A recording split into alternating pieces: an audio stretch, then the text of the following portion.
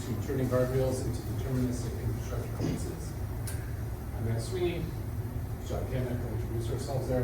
What are we going to do today?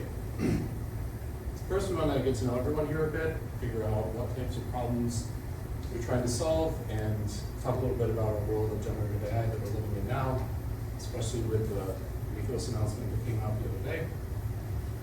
We're going to walk through 3 different use cases about how we can make AI generation deterministic, code generation deterministic. And then we're going to be kind of following up with some deeper examples, have some Q&A, take some of your use cases depending on how folks have been able to follow along and generate things that they care about. But our goal today is that you can actually track with all of the show and tell that we'll be delivering here and be able to generate fixes for yourself, generate things using Gamba Community Edition if you are interested in signing up for it.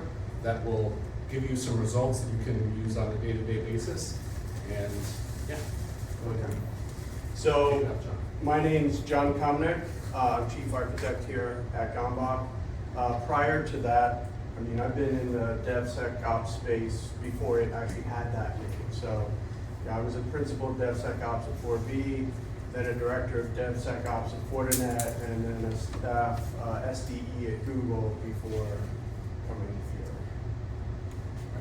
I'm Matt Sweeney, CTO and co-founder at Gamba.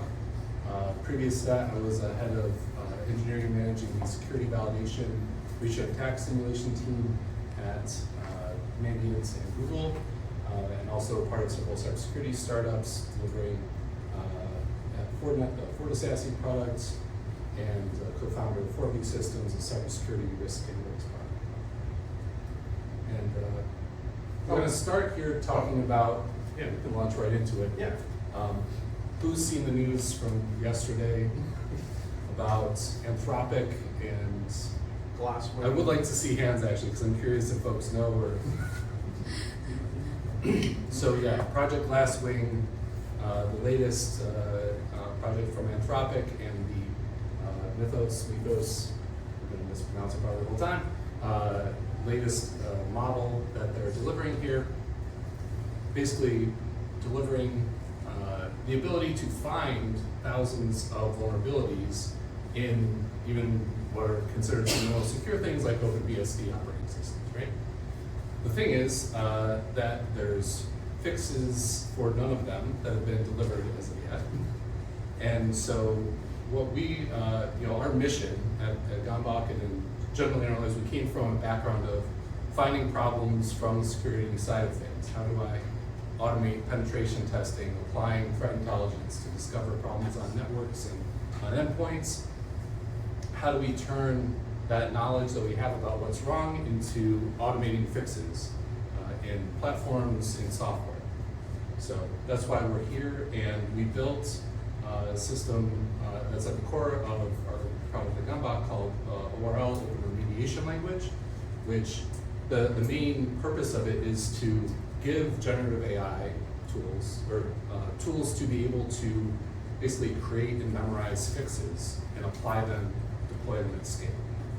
So this I think is relevant to that whole Mythos discussion around, okay, if that model is so big and so expensive and so restricted in use, how are we going to use that efficiently and effectively? How, if I'm at, whether it's Cisco or a large energy company, and I discover that there's thousands of fixes everywhere that I have to actually go and patch, how am I going to orchestrate that and manage it? So this is really why we're here. And John, do you want to talk about kind of the life cycle here? Yeah, so if you're familiar with the DevOps infinity, there, it's all iterative. And when we're generating our fixes, it's iterative as well. So there's a fix generation. So what we're going to do, and we're going to show this in a minute, is we're going to take the AI and use it to generate a fix. Then we're going to share that with ourselves across multiple projects. And then the idea is you can then share that with multiple people, right? And so now you've spent your tokens generating a fix, and you never have to spend those tokens again applying the fix. Okay, so it's fix, share, scale. Right. So I'll go over this and then we'll make sure everyone's caught up on getting their machines set up and ready to follow along because we're going to start diving right into it. But just want to go through this concept of gates and keys because I think this is typical in both security and deploying software engineering best practices. You know, how do people operate? We've seen this with some discussions we've had with people in the field. People want to take down gates or not put them up because there's either the perception or reality that there's too much effort in order to craft or find the key that will unlock that gate. So what we're going to show today is actually walking through that process of allowing you to put up the gates, but providing the key that will unlock them, sharing that key in order to enable others to open it, and then actually making more keys that will continue to unlock more gates and sharing that with everyone. So the first thing will be creating HashiCorp Sentinel policies and turning them into ORL rules, Open Remediation Language rules that we created at Gamba, and then using that ORL rule to apply fixes to Terraform code. And then the next step beyond that is saying, okay, we recognize that that applies one fix. Now let's look at a slightly different scenario where that code may partially apply but needs to be augmented, enhance it, and then deliver that improvement back into the ecosystem. And then push that rule set and change so that that can be reused later. So before we launch in here, I do want to ask if folks gotten set up, are there any questions you have on actually using the tools that we provide here with the being ready with Cloud Code, the Gamba Community Edition plugin, plugin marketplace there, and skills in Cloud Code, and Docker and all that stuff. You know, we had that in the QR earlier, but we didn't walk through that. So everybody who wants to follow along, good? Or do you need a minute? Yes. Okay. You need a minute? Okay. That's fine. All right. Well, we'll continue to talk. I was going to say, we'll talk about this scenario. So, I think this might not be showing the latest change anyway, whatever. So, what we're going to look at is there's lots of. Oh, yeah, if you can refresh there. Yes, there we go. So what we have here, HashiCorp Sentinel policies, OPA policies, they're often a great way to prevent mistakes in Terraform deployment, but how do we prevent them? Oh, I forgot to hit record. Oh. So, my bad. All right, so yeah, in HashiCorp Sentinel policies, we've seen, with some of our customers that they have either invested the time in creating these policies, but they've been unable to enforce them broadly because it's difficult to actually get all the developers on board delivering fixes for these guardrails. So how do we make that process better so that instead of needing to effectively just put up the guardrail and tell the developers good luck, the security engineers can effectively either take the publicly available policies that HashiCorp has provided, rewrite them, write their own, but be able to turn that into more actionable changes and fixes for the developers to deliver and continue delivering at scale repeatedly, not getting blocked.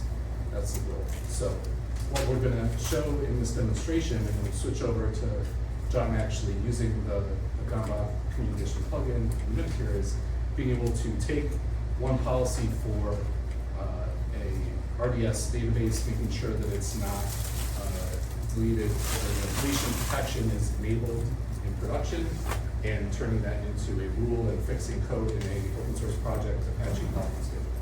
Take it away, John. Okay. We put this in the slides so that you guys can copy or take a picture of it because the URL is quite long, but this is the actual Sentinel policy that we are going to be running. So if I jump over, so I have Cloud Code running and I'm logged in, and I am actually down here just running in that same demo that we asked you guys to set up.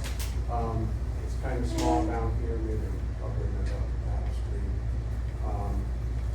But it just has those two repos that we've checked out. So Dolphin Scheduler is one of them. So up here in Claude Code, if you followed the quick start, oh, did I change the, give me 1 second, let me exit and re-enter so that it picks up the screen changes. Oh, it didn't. Okay. There we go. So up here in Claude, you can see discovered, installed, and marketplaces, and you should have this one, Gamba Community Edition. You can update it, and then you should see it as installed and enabled. So if you've gotten that far, that's effectively all we're gonna do. Now, what you'll see is we add some commands here, fix, create rule, and convert Sentinel. Convert Sentinel. Convert Sentinel is just create rule that takes a Sentinel policy. So that's the one that we're going to run, but if you guys wanted to create your own rules, you're welcome to. It's a live demo. So we're going to do convert Sentinel, and it's basically giving me some example. That's not the one I want to run. So we'll go through my history here, see if I can find that long URL. That is, yes. And so all I'm going to do is run that.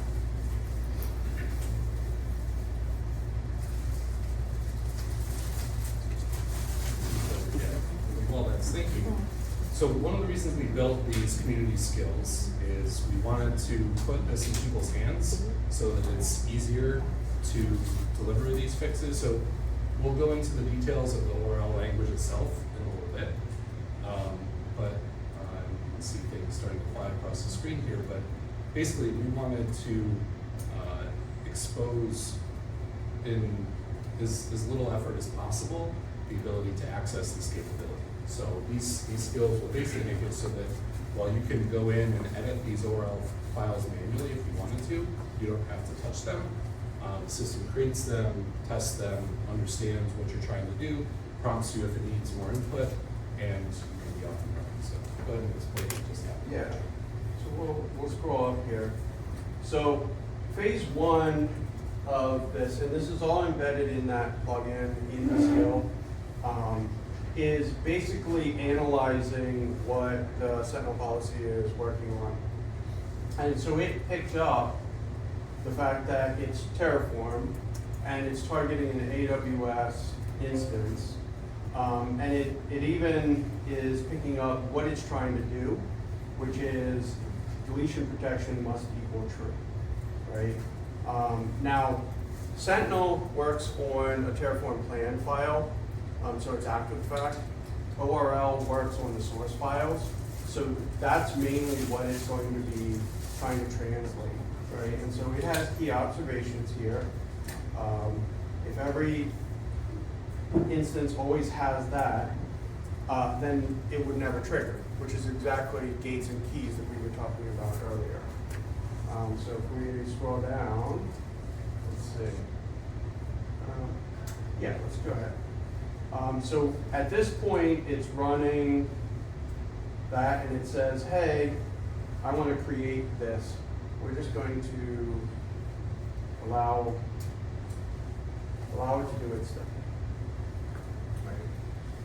So what it's doing now is creating representations of the various states that it should be in, right? So it's not going to run this fix on your live code and just vibe code it to fix. What it's doing, let's see what happens, is it's going to create representations of that, and then it's going to fix those representations and prove that that works, and then we can be reasonably sure that the fix will work.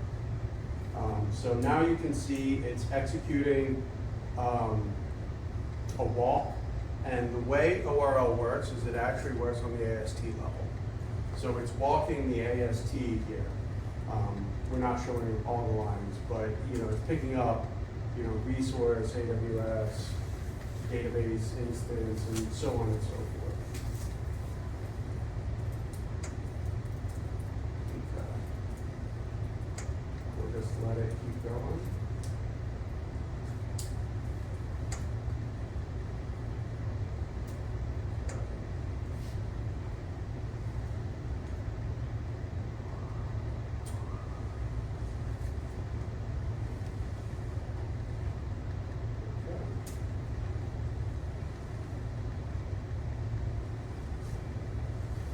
While all this is running here too, I'm curious, so who here is responsible for building platforms on a day-to-day basis?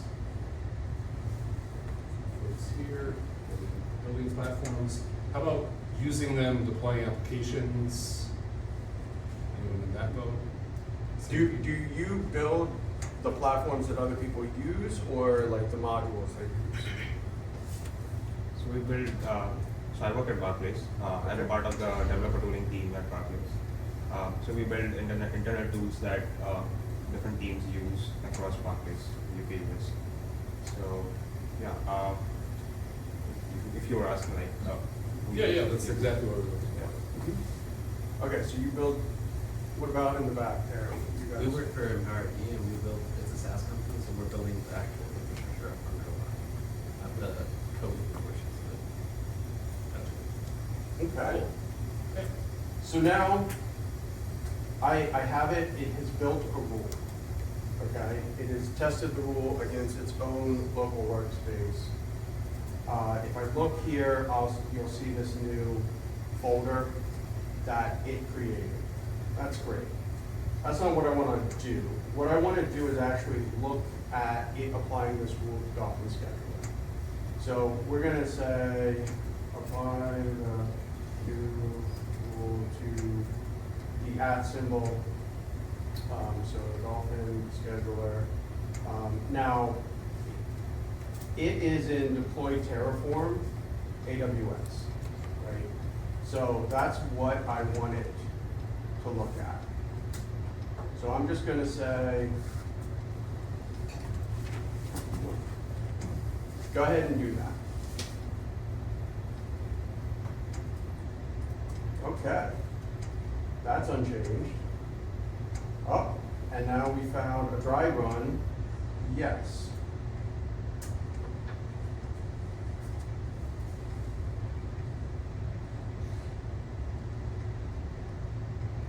As this flies by too, I think one of the interesting things that happens, you might see it if you do /skills and see some of the skills that are part of the plugin too, is that the creation of the rule, we look at, is this rule auditable?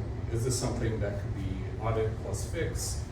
What are the different ways that we can transform the Sentinel policy into a rule? Because ORL can perform 3 basic functions: collect, audit, and fix or remediate. So as you see some of the commands flying across the screen, the skill enables the agent, in this case Claude, to be able to have these tools at its disposal to walk the code, as John was saying on the AST, to be able to discover how to apply a fix and to very rapidly test if the fix is correct.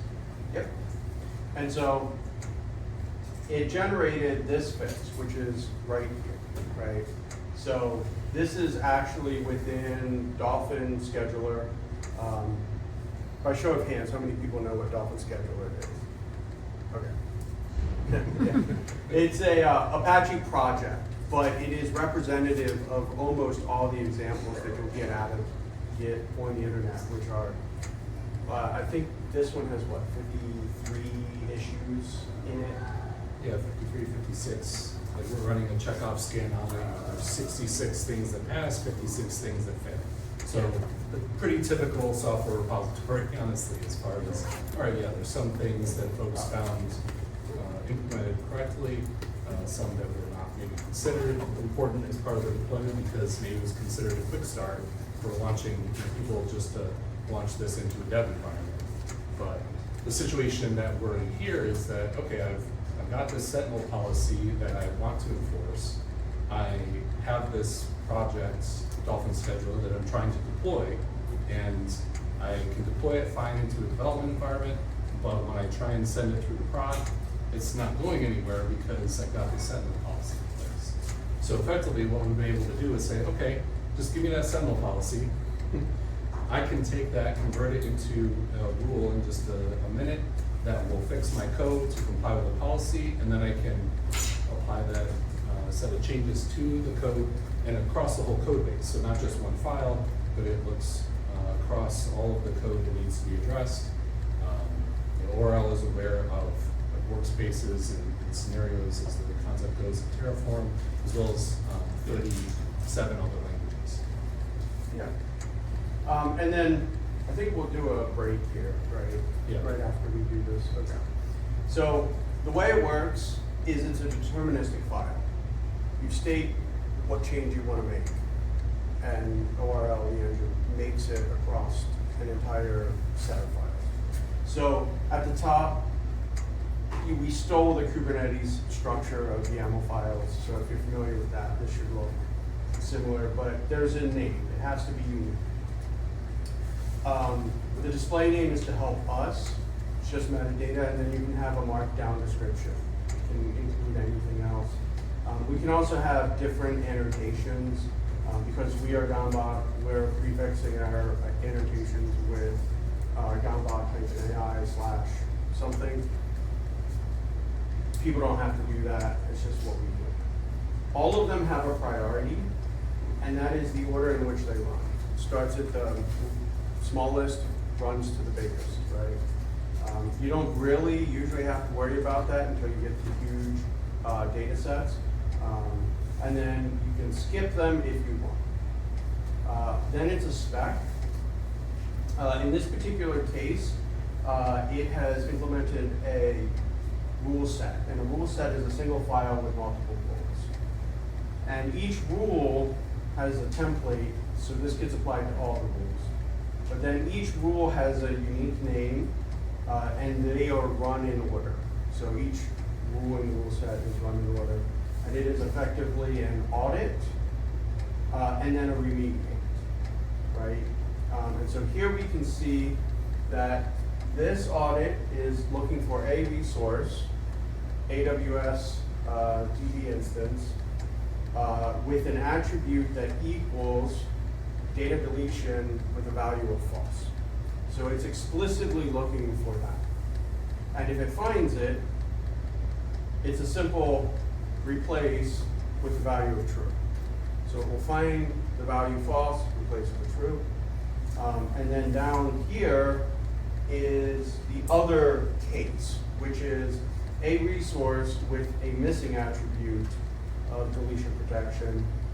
And here we have to add it. Now, the reason that we do this prefix is if you don't do this, basically add a new line, an empty line, then Terraform Thumped has a field day, right? It could screw up your whole file. And so we just do that as a little helpful thing to prevent it. Well, I mean, I think, so that's we've thought through a bunch of different problems, I guess, in how we structure this so that, I mean, there's not all of the functionality in ORL that's in here as far as the collects or other things like that, but you get the idea that you have the ability to audit the code, apply a remediation, and we make sure we take care of formatting along the way so that all those changes look appropriate when they're delivered. Correct, yes. And even though we are using a Claude Code plugin, behind the scenes, in some of, you might have seen it executing Docker, the engine is actually distributed as a open Docker image, so you can just download it. It's Gambach-AI /ORL, and you can download it and execute it. In fact, in the Quick Start guide, we use that image to test the token. The only other thing I want to say, and then we're going to give a little bit of a break, people would stretch, maybe catch up, is we also have a test file. this is actually what was tested. So it looks like just a different spec, and it loads a rule space, which is a collection of rules. In this case, it's the rule that's sitting next to the test file. And then it runs it against each of these cases, and here what you can see is it's saying, I'm only going to test Terraform. So if you see other files, ignore them. The workspace path is, in this particular case, workspace compliant. And then a remediated path is compliant expected. And what that'll do is a diff between the two. So it'll take this one, apply a change, diff it with that one. If there's any diff, it fails. Down here are expected outputs or reports. So we expect two rules to apply and it to find nothing, right? Down here, harder to see, so I'm gonna scroll up a bit. We see a very similar thing, except workspace missing should have two rules apply, but find one thing, fix one thing, right? And so those, you'll see are just directories. And we won't go into the details, but workspace compliant has one main TF, and expected has one main TF. And so if I diff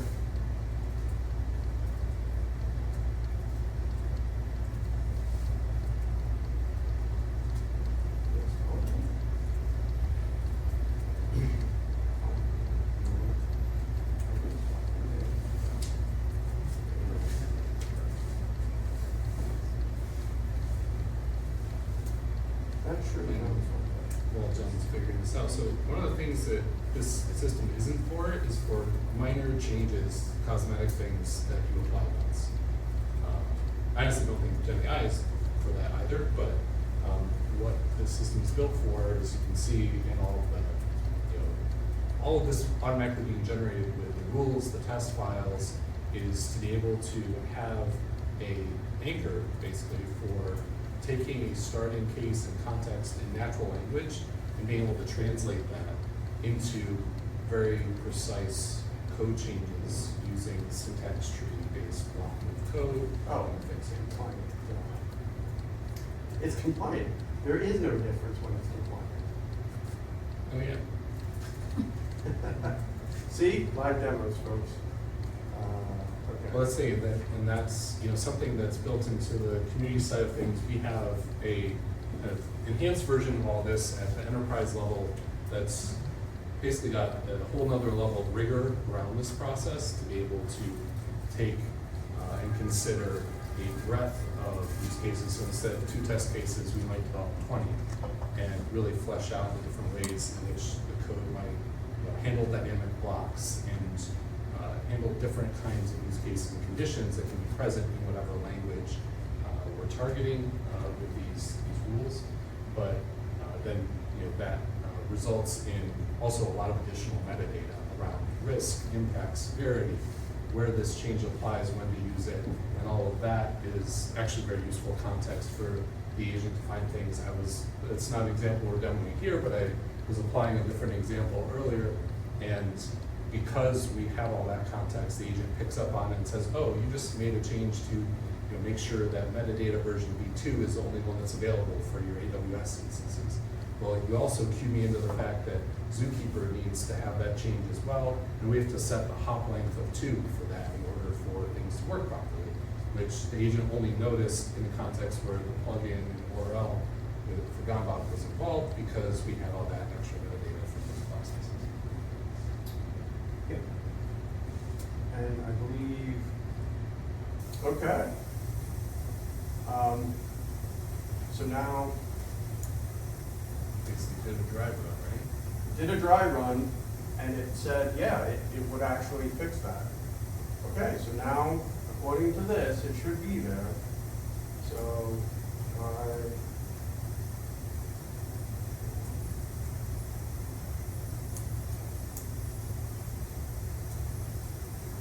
and there it is.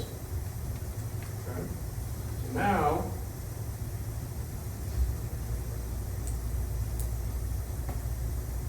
gonna publish it.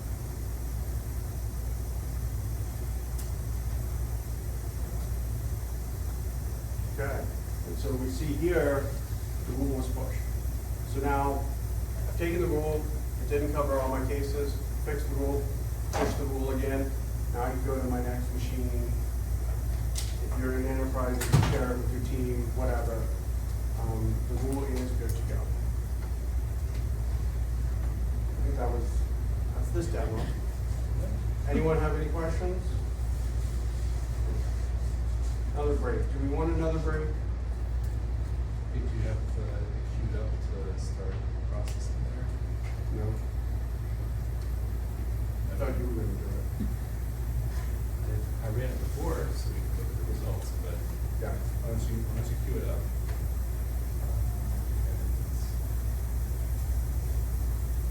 Which one is this? Oh. Yeah, so now, while we do that, I can talk about it.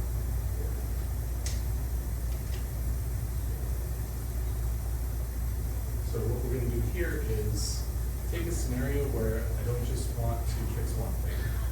I wanna fix a lot of things. I wanna get rid of all the issues in my code. So we're gonna take a checkoff scan, the open source scan on the code, and say, all right, there's, I uninstall checkoff. downloads all the checkoff. It's good thing we have fast internet here. What it's gonna find, because I've done this a few times, is that with, Dolphin Scheduler, there's 60 some odd things that are passing checks, 56 things that are not. And this is where we can take that instead of, one, we don't wanna just tell the agent to run checkoff because it'll waste a bunch of code. It's just spinning its wheels, processing all that, trying to digest it all. We're gonna generate the JSON file for it as output, release, and give the agent a little bit of a kickstart there. Then we're going to say, all right, you know what? Just go ahead and take this as input and use the Java community fix skill and fix everything that you see in this checkout file. Develop it as rules. When needed, take the existing rules that you have and use them to apply the fixes. I don't need to give it that much instruction. What's going on here? There you go. Okay. So it's, 55 failures. There we go. Okay. So 65 passes, 55 failures. It's kind of the summary there. Where did it put the output? It will be in the Dolphin scheduler. It's in this.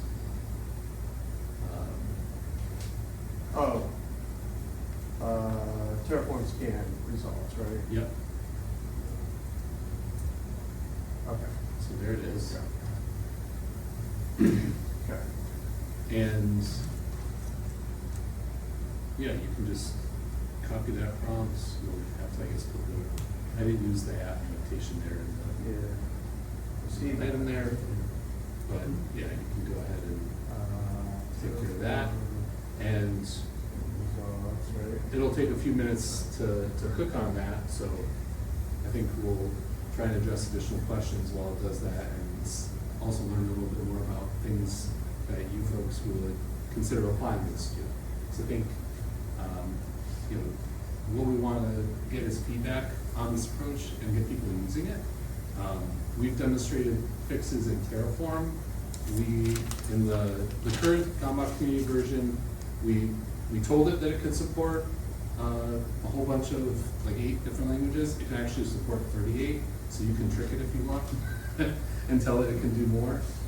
Because ORL itself supports 38 different languages, including Java, Python, TypeScript, all manner of things, but we've only given it the special language skills that we have built up internally for 8 of the languages, one of those being Python, and Kubernetes manifests, YAML files in general, Terraform, Bicep, CloudFormation, YAML, ARM and JSON files, as well as Docker files. So all of those are something that you can do something with ORL.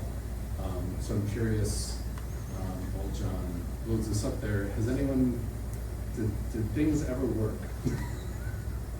All right, so we're gonna talk later about that. I swear, I've been showing this live.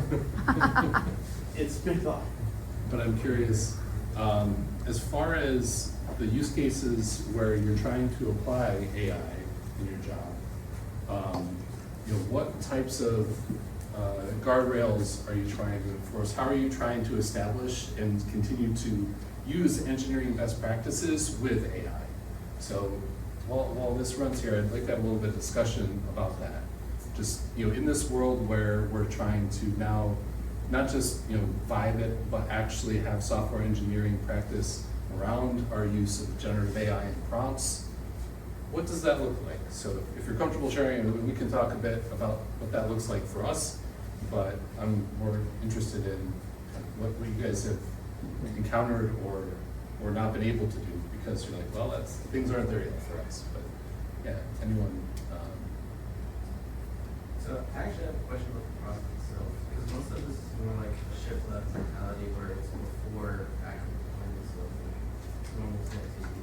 Yeah. But in actual real-time remediation, so let's say we have Kubernetes and we're having some data policies that are going on with this, or anything along these lines. Do you guys do real-time remediation? Because looking at your docs, you do for Terraform with the built-in drifting, the drift checks. Yeah. Do you guys do that for other things as well?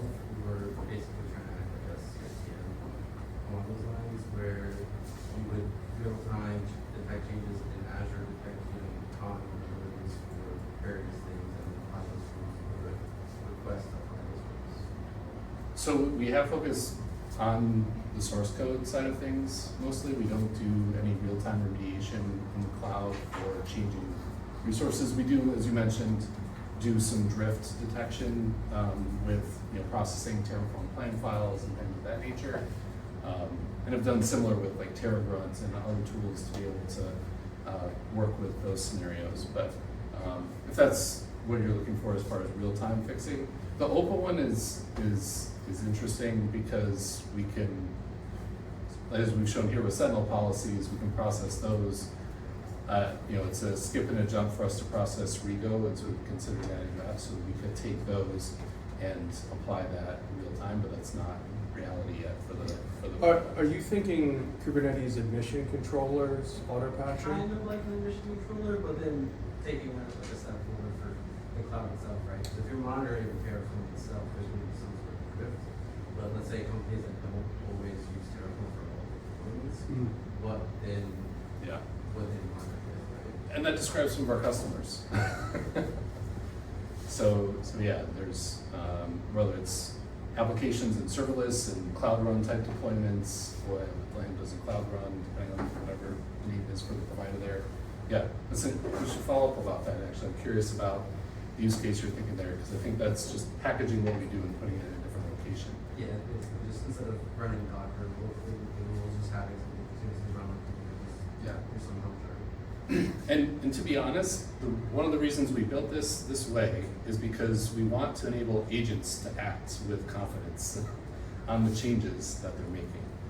The reason we provided risk data is because we want to be able to say, okay, we know that this change is not going to destroy things. Like that, we have clear categories for the risks and impacts, so that we would be able to know, okay, if there's an agent that's receiving this information, and I told it, like, you're not operating in YOLO mode, you're going to actually handle risk appropriately and only make changes that are non-destructive, but I can take that work off people, then that's really that future that we're moving forward there. Okay.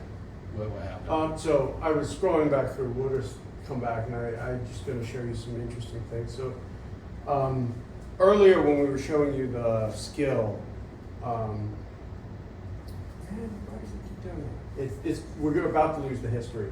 But basically what it's doing here is it's actually pulling all of the rules from the rule service, or it actually did a bunch of searching, and it ended up pulling 216 rules across everything and applying them, and got 18 fixes across 6 files automatically. And then it goes, oh, okay, I need to start creating rules for the rest of them. And that's what this one does. And so you can see kind of that similar loop to what we were demoing before, and we're getting rules out. So the idea with this one is we have a bunch of pre-canned ones, but we don't take care of every possible case right now. We are trying to get there, but for anything that we don't, the skill can on the fly create one of those rules. And then it's in your space to use. So that's just what I wanted to show before it scrolled past the history and we couldn't show it anymore. I was gonna say, yeah, when I ran this in past days here, it basically made a plan and said, okay, I know that we have fixes for these rules already. That fixes 18, 20 some odd things. Yeah. And then there's a set of things that I will now have to generate rules for, and it might even said, and actually it doesn't even make sense to generate rules for some of these things. There were 3 different categories there because it's just, we need to do some minor file edits here. That's not really, they are one-off things. And the agent was like, that's not what ORL's for. I'm gonna skip those things and just create rules for all those others that are more persistent, kind of, policy and governance driven type issues there. So, so yeah, you see we've got 70 findings so far. Yeah, which is higher than it should be. Which is basically it saying that it has created a rule that's too broad, which happens all the time. But it knows, like, because we gave it the checkoff findings, it knows that that's bad, right? Also, one thing, it scrolled off, I can't show it, but it is an improvement we need to make. It's being too selective of the rules. So it only pulled 216 of like our 400 rules, and I know that more than 18 apply. Yep. So it probably did a deep search because the rule service is a search-based API where it was looking for metadata that was too specific. We'll release some improvements here. We're involved, like we have releases pretty much daily on a lot of this stuff right now, especially on the agent side. I wish it was daily. I think it was 90 releases last week. Yeah. So right, it's more than daily. But anyway, you get the idea. But yeah, because really what should happen is that, ORL takes about, if you care to explore and actually run ORL itself with it, even in the Docker container, it takes just a couple seconds to spin up, pull the rules, run a scan on a whole bunch of code, and deliver a report around what it just did. Yeah. So that is what should be happening first, and sometimes the agent chooses to do different. I love this. Serious bug. The rule is matching non-SG resources too. Okay. But yeah, this is this is a great demo of why we did create ORL, because this happens a lot to all of us. Anyone that vibe codes this kind of stuff will get into a loop eventually. And even we do. And sometimes we end up having to kill it and start over, or kill the session or do other things. But once we get that rule will execute infinitely, right? It doesn't need the AI in it. And I guess, and maybe while it's cooking here, we can go to our last slide on just explaining that process a bit, because I think that's the last slide we have there to go over. With some additional use cases, but that's really, with the experience that we've gotten applying AI in building this rule generation pipeline, applying ORL, developing these skills, there's this process where we need some level of comprehension. So there's documents that come in from the outside world, whether they're Terraform module documentation pages, whether they're HashiCorp Sentinel policies, whether they're CIS benchmarks or other open documentation around kind of prescriptive ways to improve the quality of your code. Being able to ingest those and recognize, what is this talking about? What languages is it mentioning? What frameworks? What APIs or cloud providers? All of these things we had to say, all right, we have something that'll suck in all that and recognize it, and then contextualize the fixes that need to be created, and then test them. So developing a plan around what are all the different ways this can go wrong? How should I be thinking about testing this problem? What are the edge cases? What are the implicit and explicit right and wrong? Then on the rule side, being able to actually understand the code itself, read through documentation, understand how should the use case and goal be achieved in this source code, and then being able to align all of that with the different frameworks that exist in the world, whether it's NIST CSF or AWS Core Architected, or my own documentation and best practices for how I operate building software in my organization. We can have tools that align the fixes with those things and bring them all together in a way that you can easily configure how that policy applies to your code. And so this is the kind of the rigor of the process that we developed, including on these rules, developing all that metadata that we were mentioning. So yeah. And then we'll go to this one.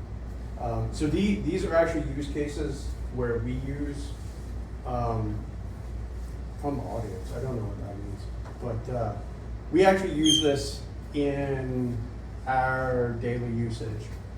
So like auto increment version, we actually have every time we tag, we have a workflow that runs and uses ORL, and it has a semantic versioning function to check main, bump the version up, and that way we never get conflicts. We auto bless downstream, so we have a few pipelines where the upstream library, as soon as it has a new release, as long as it's not a major change, it will go and automatically bless all of the usage downstream. So all of the ones downstream have point up and say, hey, is there something, here's the rule that makes that change. I think some people saw from our marketing, we have drift remediation. One thing we didn't show is there's a whole context. You can load additional context files, which are then available to the rules. And so if you have a plan file JSON from Terraform, you can load that in and run rules on it, and that's how we're doing drift remediation. As Pepe annoyingly knows, like every night we undo manual changes. So, yeah. And then, use case for money. That's your use case. Guys. Yeah, there we go. I have one question. How do you frame the rules? Like, is it rules are auto-generated, or do you write the rules based on what are the documents you use? Right, so we mostly take different, like there's, say with OWASP, there's the OWASP content, CVEs, CWEs, and there's also ASVS. So really what we do in the pipeline that we have basically narrows things down into a context where you can write a rule that is specific to a language, a framework that it's implemented in, and targeting certain maybe APIs, cloud providers, whatnot. But it enumerates all the ones that need to be created also. So it will look at it, say in the case of, are you trying to? I was just checking on that. Now we use Checkoff as an example. There's Prisma Cloud policy docs that are online, processed through those. We will take those and create, happily just read that document and create a set of rules for every framework that's mentioned on there for Terraform, Bicep, CloudFormation. Say, oh, these apply here, or Kubernetes applies here in Terraform. Great, we're going to target that as language and write, enforce that goal that's described in that document into and then associate it properly with all the different control IDs and frameworks that are related to it. And so that whole process is automated. So do we have any team to evaluate, or how do you evaluate that rule is like authentic? Is there a human evaluation done on these rules? Or? So we do have a rule approval process. So, but we have gotten to the point that we've automated that so that basically we didn't talk much about the QA side of this, but every time a rule is created, there's a test plan, there's a build plan, there is a review that's performed to see is that rule accurate and does it have any bad practices in it, because we're using AI to generate them. And then if it fails that review 3 times, we actually kick it out and say, okay, we throw it through this rule assessment rubric that determines, okay, is this good or not? Like, is there a best practice that's not being followed? Is there a problem? And that gives us humans a way to digest what just happened there and summarize the change that's attempting to be made and why the system might be struggling. But 90+% of the time, what happens is that it passes through on the first time, maybe one revision, and then metadata is added to it. We do that rule assessment, we package all that data together and push it into a pull request, and then human can view that, the rule assessment from that rubric's perspective, and say, okay, this gets a 26 out of 27 per the points on the rubric. It got dimmed 1 point for the manageability of the rule because it used this practice for searching the code with a straight and replace match or something that's not great. We can either choose to kick that back and regenerate the rule or publish it out. But that's the process for our enterprise customers where we say, okay, if you've got your own set of policies, if you've got 60 policies you want to enforce, we can run those through that process and then fully automate. No one needs to touch ORL in that case.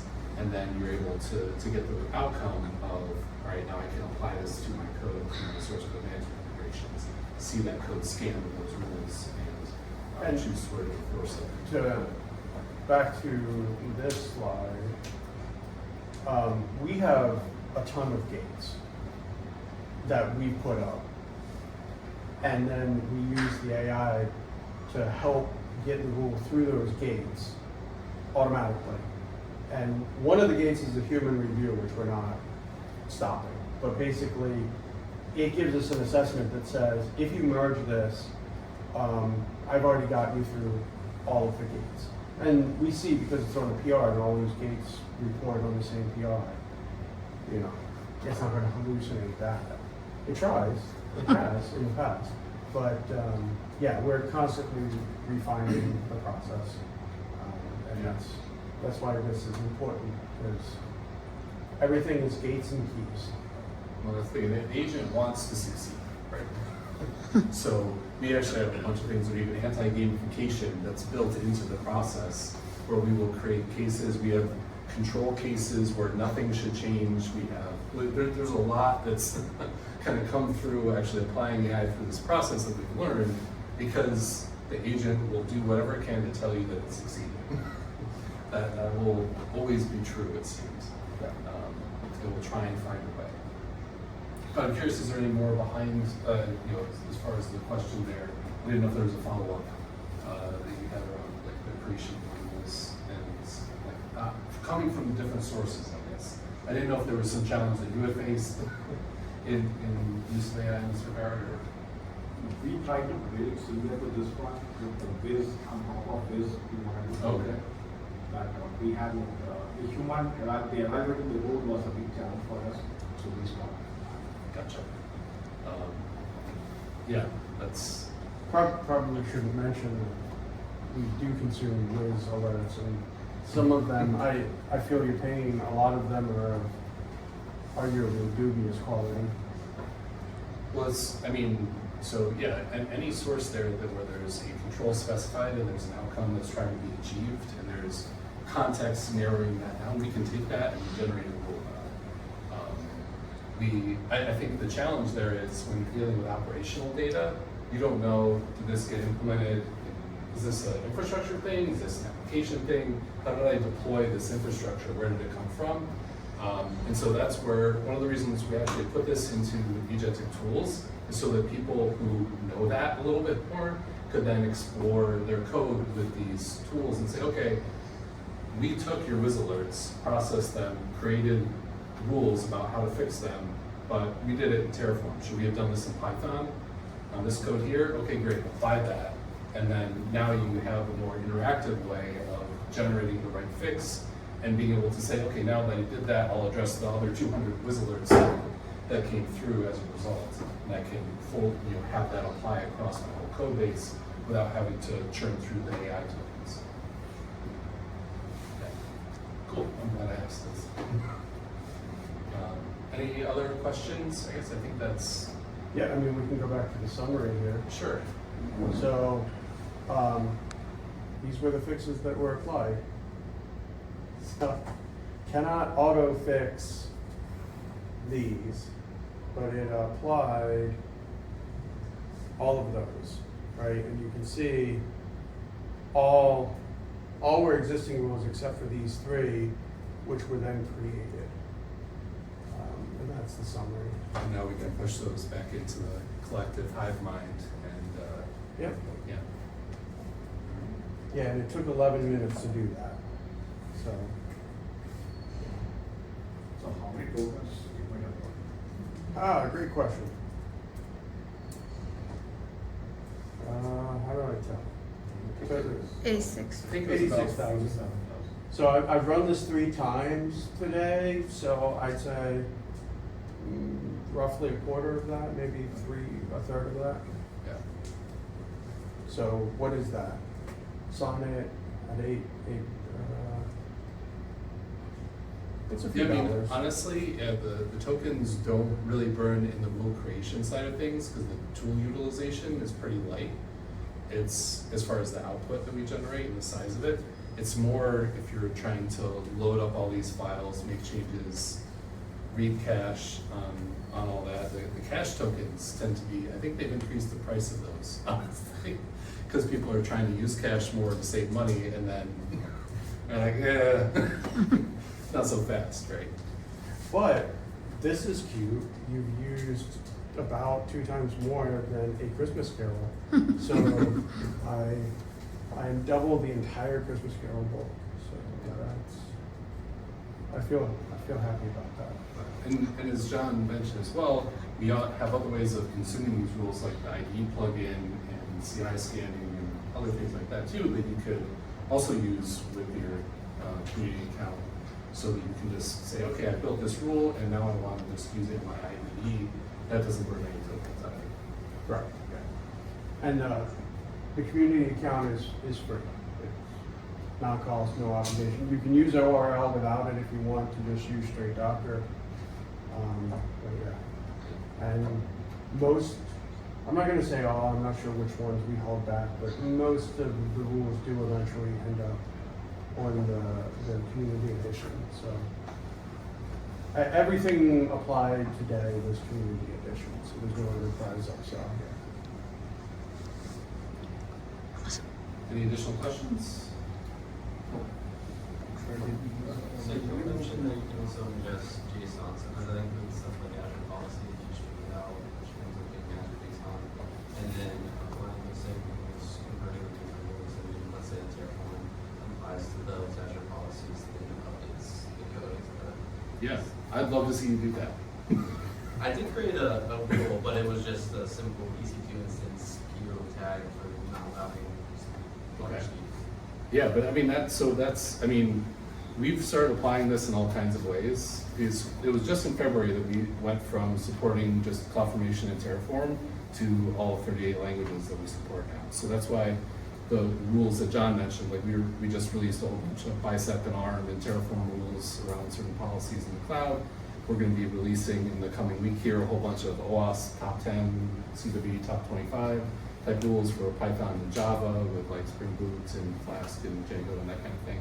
So we're going to keep pushing out some of those things, but those use cases, yeah. I mean, I would love to hear more about that, or do it if you want to do it after you're done here. So. What if CyberSec will ask me what Combot is doing with my information, like this history of interaction or this found on the disk?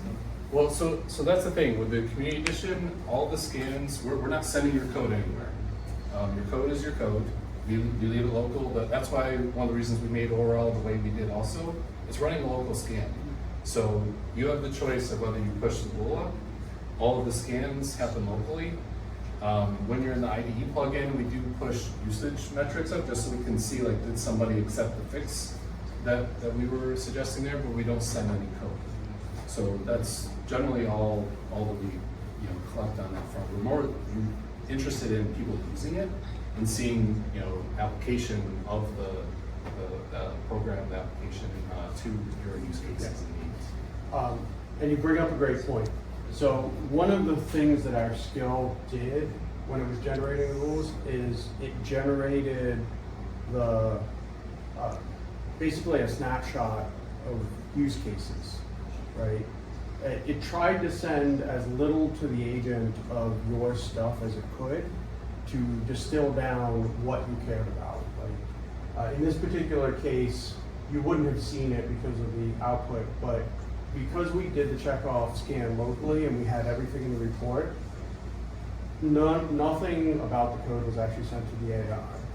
Everything was just, hey, I have this issue, I need you to generate new use cases that express this issue.